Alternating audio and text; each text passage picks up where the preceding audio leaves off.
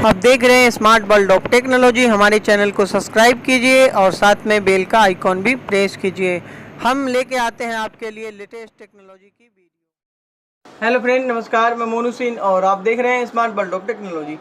दोस्तों, आज की इस वीडियो में मैं आपको फ्रिज के थर्मोस्टेट के बारे में बताऊंगा, यानी थर्मोस्टेट को आप कैसे पता कर सकते हो कि मेरा थर्मोस्टेट ख़राब है या सही है, और थर्मोस्टेट के क्या काम होते हैं, क्या फंक्शन होता है, उसी के बारे में मैं आपको डिटेल से समझाऊंगा।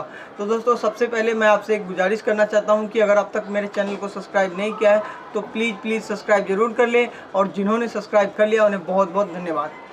दोस्तों, ये थर्मोस्टेट मैं बाहर से एक कबाड़ी वाले दुकान से ख़रीद कर लाया हूँ, और चूँकि कोई भी अपना थर्मोस्टेट एक नया फ्रिज को मतलब तोड़ के और खोल के उसे नहीं बताएगा और नहीं समझाएगा, तो मैं इस ख़राब थर्मोस्टेट से ही आपको बताऊंगा कि मतलब ये सही ही है लेकिन थोड़ा सा ख़राब है, और मैं इसको बताऊंगा आपको कि कैसे इसे चेक करना है, कैसे इसे पता करना है, और इसके बारे में मैं आपको पूरी डिटेल से जानकारी दूंगा।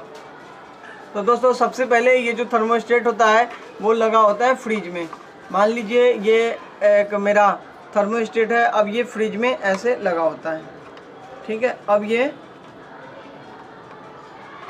इस प्रकार से लगा होता है। ये जो सेंसर है ये रहता है जो ऊपर का जो चिल्ड ट्रे होता है उसमें टच होता है, वहाँ पे सेंसर ये टच होता है, यही सेंसर सेंस करता है, और यही जो थर्मोस्टेट ये ट्रिप करने का काम करता है। तो सबसे पहले मैं आपको बता दूं कि थर्मोस्टेट ख़राब होने से क्या फ़र्क पड़ सकता है। दोस्तों, थर्मोस्टेट की वजह से आपका फ्रिज 5 मिनट 10 मिनट चलने के बाद ट्रिप हो जाएगा, यानी कि जब ये थर्मोस्टेट आपका सेंसर ऊपर बॉडी में टच हो जाता है, ये बॉडी है और यहाँ पे एक स्क्रू लगाकर टाइट किया जाता है। अगर ये टच हो जाता है पूरी, तो ये बहुत जल्दी ठंडा हो जाता है और सेंस कर देता है, तुरंत ट्रिप हो जाता है, फिर तुरंत चालू होता है, तुरंत ट्रिप हो जाता है।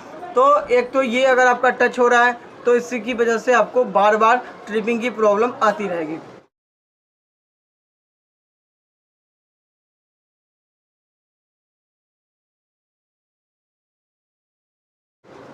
उसके बाद अगर आपका कंप्रेसर नहीं चल रहा है तो उसका भी ये रीज़न हो सकता है, क्योंकि आप देख सकते हैं ये थर्मोस्टेट में जो 2 पॉइंट आपको दिख रहे हैं, ये 1 और ये 2, कंप्रेसर से जो भी वायर आता है वो पहले यहाँ आता है, उसके बाद ये आउटपुट यहाँ से निकलकर और चला जाता है कंप्रेसर में। अगर ये ख़राब है तो आपका सप्लाई यहाँ तक तो आ जाएगा, लेकिन यहाँ के बाद ये यहाँ आउटपुट नहीं निकालेगा और कंप्रेसर आपका स्टार्ट नहीं होगा। तो ये भी एक वजह हो सकता है। तो आपको इसे कैसे चेक करना है कि ये सही है या ख़राब है। दोस्तों, पहला जो 2 तरीका मैं बताऊंगा इसे चेक करने का। पहला तो आप ऊपर से ही ये लगा है, ऐसे लगा है मान लीजिए आपका, तो आपको ये स्विच दिख रहा है, इस स्विच को जब आप प्रेस करेंगे और ये जब छोड़ेंगे तो ये देखिए ये दबा हुआ रह गया।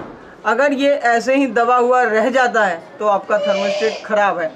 ये बाहर आना चाहिए, यानी दबने के बाद ये बाहर ऑटोमेटिक आ जाता है। अगर ये प्रेस अंदर ही दबा हुआ रह गया तो समझ लीजिए आपका थर्मोस्टेट ख़राब है। अगर आपका ये दब रहा है, बाहर भी आ रहा है, तो भी आपका ख़राब हो सकता है, या इसकी वजह से अगर ऊपर से नहीं हो रहा है तो भी आपको एक यहाँ चेक करना है। यहाँ आपको इनपुट चेक करना है, यहाँ आपको आउटपुट चेक करना है। चलिए मैं आपको अब एक मल्टीमीटर के ज़रिए समझा देता हूँ कि कैसे इसे चेक करते हैं और कैसे इसे समझते हैं। अगर आप मल्टीमीटर नहीं चलाना जानते हैं तो वीडियो के एंड में आपको मल्टीमीटर का मिल जाएगा, आप वहां से देख सकते हैं, या डिस्क्रिप्शन में लिंक है, वहां पर आप जाके देख सकते हैं कि मल्टीमीटर कैसे चलाना सीखें। तो ठीक है, मैं अभी इसको आपको बताता हूं चलाने के लिए, और इसे मल्टीमीटर से चेक करके आपको बताता हूं। तो दोस्तों, मैंने मल्टीमीटर ले आया है। अब आपको इस मल्टीमीटर को सेट करना है कंटिन्यूटी पे, ठीक है। कहाँ सेट करना है? कंटिन्यूटी पे। अब कंटिन्यूटी पे सेट करने के बाद आपको ये देखिए, मैं दिखा देता हूँ एक बार। इसकी जो फ्रीक्वेंसी है वो चेंज हो रही है। अब आपको क्या करना है, ये थर्मोस्टेट है, ठीक है, और मैं ज़्यादा कैसे आपको दिखाऊं,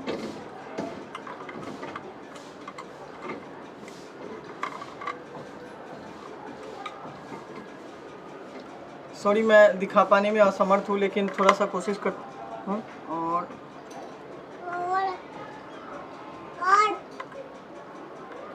बेटा चुप रहो, ये देखो आप,